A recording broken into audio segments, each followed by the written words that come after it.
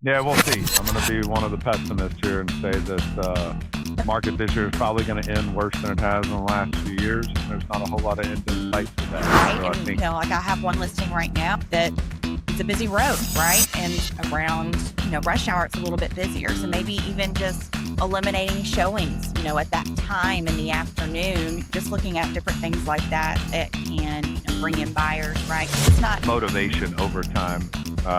We know, right? We used to go at the 5 Ds, right? I mean, diamonds, diapers, diplomas, death, and divorce, right? I mean, we understand that people's lives change independent of whether interest rates go up or down. I'd rather you buy a $500,000 home at 6.5% than a $560,000 home at 5.5%, right? Like the math just makes more sense. So as interest rates come down, you get increased demand. What's up, guys? Welcome back to another week of Market Pulse with Dana and David. We hope you're having a phenomenal summer. Dana, what's up? How are you? I'm good. How are you? I'm good. I don't feel like I've seen you in a minute. How's life? Okay. It's good. Just got back from 10 days of straight baseball. Well, 7 of those were out of town. So between New York and South Carolina. So a good week with the fam for sure. That's awesome. Love having the good kids playing good baseball. I know we're almost done with our season, so rolling right into football. What's going on in the real estate market? What are you hearing from clients? What are you seeing in activity? Yeah, activity seems good in terms of showing wise. I know that, buyers are still taking their sweet time at times to make selections, right? Because they've got, inventory to choose from. And as everybody kind of takes some last minute trips here the last couple weeks of July, school starts back up here, specifically in Wilson County in 2 weeks. And so, we'll see a little bit of a pause, so to speak. And that's just some seasonality. So, still predicted third quarter. I was talking to my national coach this year, and she was saying that it's going to be a little bit slower, but it should peak up towards the end of third quarter.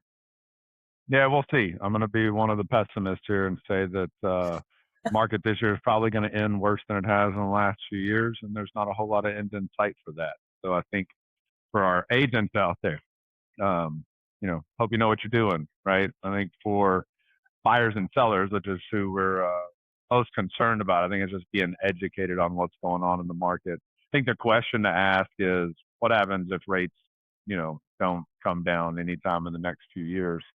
Where does that leave us, right? So I think it just backs up to, again, motivation over time.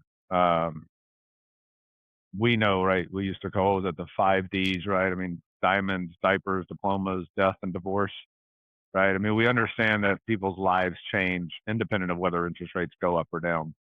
And so I think, I hope that the consumers begin to understand that inventory and availability in the market drives your cost probably way more than interest rates do at this time. So I just want people to be focused on the right thing. Interest rates might not be the right thing to be focused on right now if you're anywhere in the market or considering buying and selling in the next 18 months.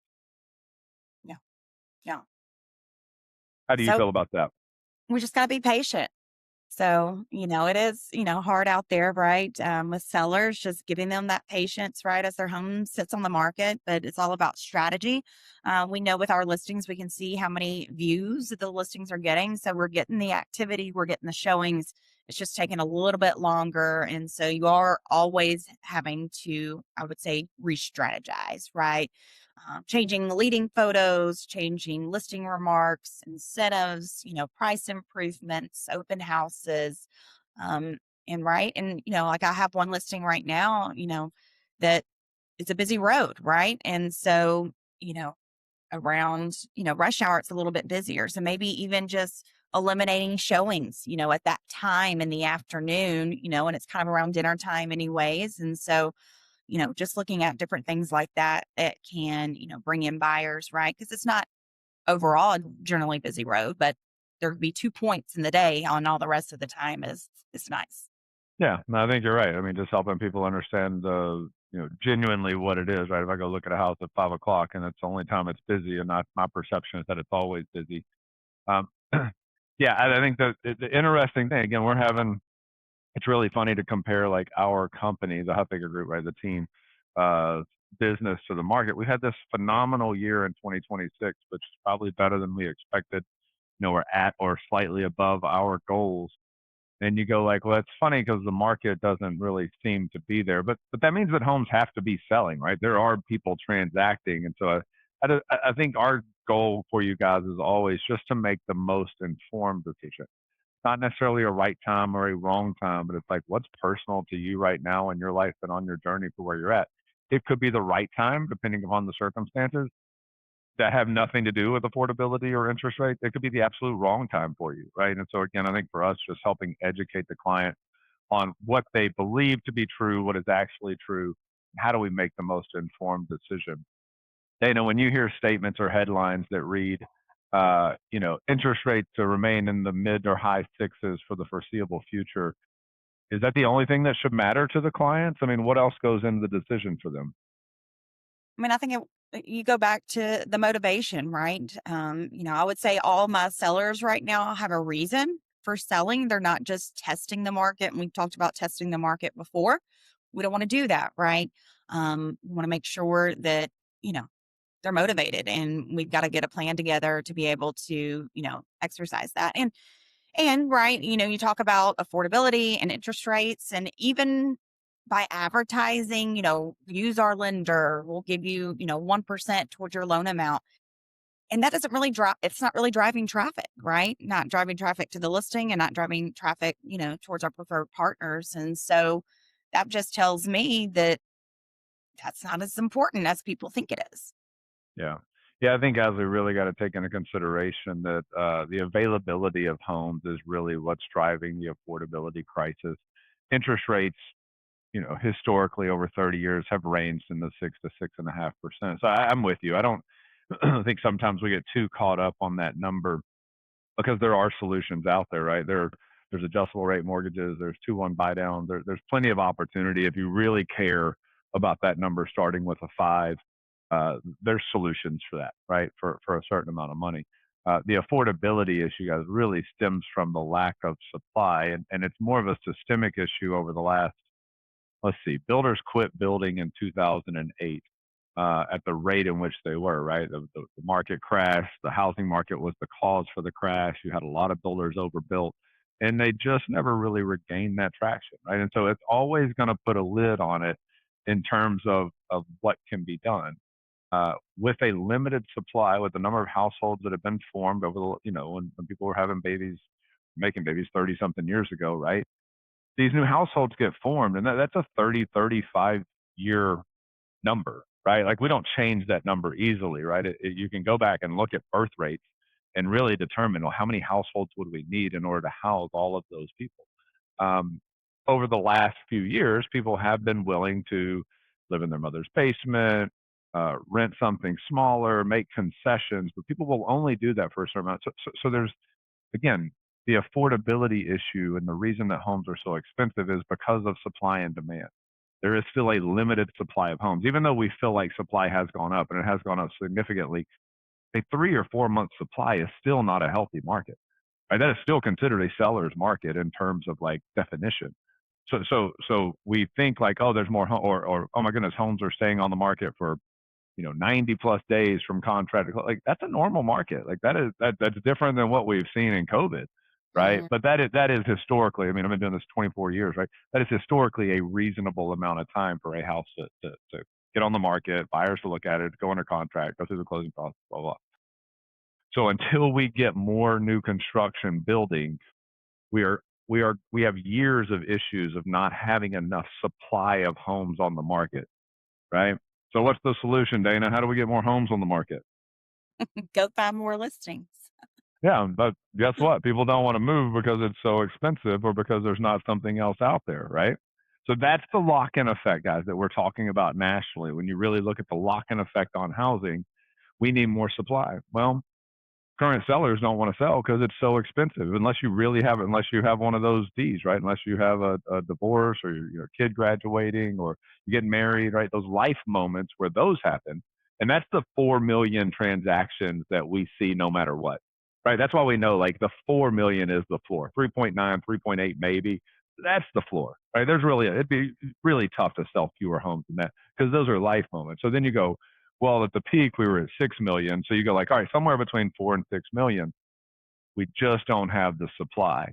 And so you hear about this housing bill that just got passed, and you go, well, will that help anything? Not really, right? That's a long, because again, Dana, your husband's a builder, right? I build some homes.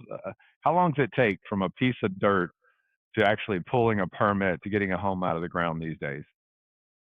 I mean, man, it's outrageous, Yeah. Yeah. right? Like it's not a short process anymore. Like you used to be able to What would you think? 4 months at the least?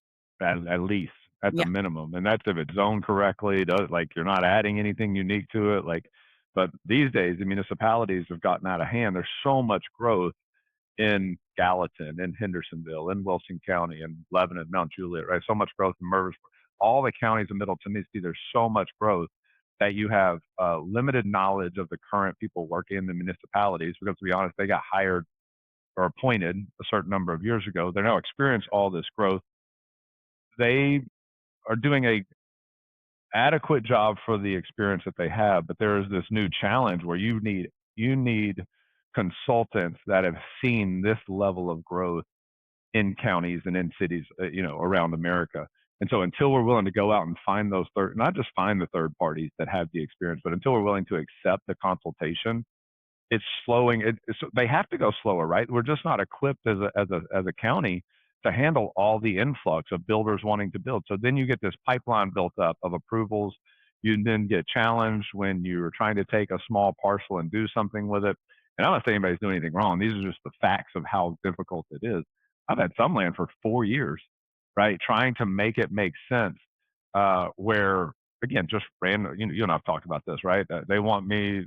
We found a rule from 1920s that says that you have to install gas lines even though you're not putting gas in the homes, and that's going to add $295,000 to the job. And you go, it's just unrealistic thing. So this housing bill is designed to penalize municipalities if they make it overly cumbersome. Hmm. That's going to take years to play out, Yeah. right? First, you got to see evidence that there's some trend, right? Thing. So you look at it, like still limited supply of homes, land's really expensive, builders getting through the city system and getting pad ready lots. So again, you just back up and go, not an easy solution to this, guys. They have limited the number of homes that institutional investors can buy as a way to try to curb the elimination of some of the supply. But I would be paying way more attention if I'm a seller or buyer right now to that piece of it, because realistically, already limited supply, you're hoping that rates come down. I'd rather you buy a $500,000 home at 6.5% than a $560,000 home at 5.5%, right? Like the math just makes more sense. So as interest rates come down, you get increased demand. That economics 101, right? Steady supply, increased demand, prices go up. That's what we're. So again, guys, I hope that you're looking at this and understanding like there's some complexities to it, and ultimately trusting someone like your local Huffaker Group agent to be able to sit down at your kitchen table or coffee shop, navigate these conversations with you. It's there's only a variety of possible outcomes, which makes this not overly complicated, right? Thank goodness I went to public schools, right? We can sit down and have conversations about it. But ultimately, we want to make sure our clients are educated just so you can make an informed decision.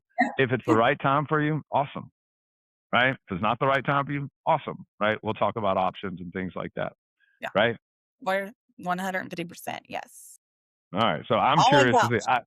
So I hope I'm wrong. I hope that the market just takes off and everybody just loves everybody again. But we do know through a normal market reset, we need some Pessimist versus alleviation of yeah, yeah, optimist. yeah, yeah.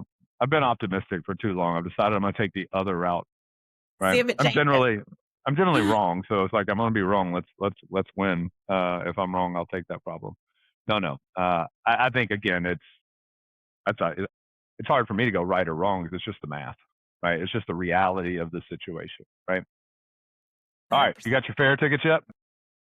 No, but I'm sure you do. God, can you believe it's already time for the fair? If you're So, not from here and you're watching this online, goodness, country come out. If you're watching this online, I hope that you book a plane ticket to. This is going to draw in more people here. You need to come to the Wilson County Fair. And I don't think there's. Are you? You're not a fair. Are you a fair person? no, but I know you are. Oh my goodness, it's the best week of Tell the year. tell them Like how many times you go to the fair when it's open. Well, I try to stay there all week. Like if I could just, go. It's just hot. That's the only downside. It is so hot. I wish they would But do it a different time of year, but no I place go else for the where you get I to. go for the food. It Yeah, is. me too. It's the one week of the year I'm allowed to eat anything that I want. Yeah. Right? Well, what's your Calories favorite fair food? calories don't count at the fair. That's Pretty true. sure it's somewhere in the bylaws. Favorite food? That's a good question. Somebody turned me on. It's the deep fried Little Debbie. I think that might have been me. Maybe I could eat like a stack of them. They are like, yeah, they're really good. What's your favorite one? Well, that is the fried oatmeal cream pie, definitely. I do You gotta like find it. It's hidden in there though. There's only like one place that sells it, and they move it every. It's like a scavenger hunt. little a la mode there. Of course, the corn, and Mm, yeah, I love a good walking taco. I've never been able to yeah. recreate it. That I made the corn the other day at home. I grilled some corn and put some of that I don't know, Louisiana spice on it, whatever that is, the dry rub. uh-huh. Um, I did try the deep fried butter once. Ooh, Have you tried it? no. It sounds really horrible, but guess what happens to the butter? It just melts. So you basically just get like a dry piece of toast with butter on. It's really not very good. You're basically just eating the fat. It's like having a pancake with no syrup. Oh, Yeah. So I will save everybody the suspense. Skip the deep fried butter, unless you have syrup. And if you had syrup, I could go for it. I love All right, it. Dana. What are Uh, you telling your clients right now? What do they need to know? I think we're just talking strategy, right? Patience and just being honest with the numbers, right? And so, being real and like you said, right? Give them the options. They've got to make the ultimate decision on what's best for them. Yeah, and I hope people understand. Like, you absolutely can win in this environment, but you have to know what you're doing and be strategic, right? We can definitely, the whole game. Especially most people are buying and selling, or selling and buying.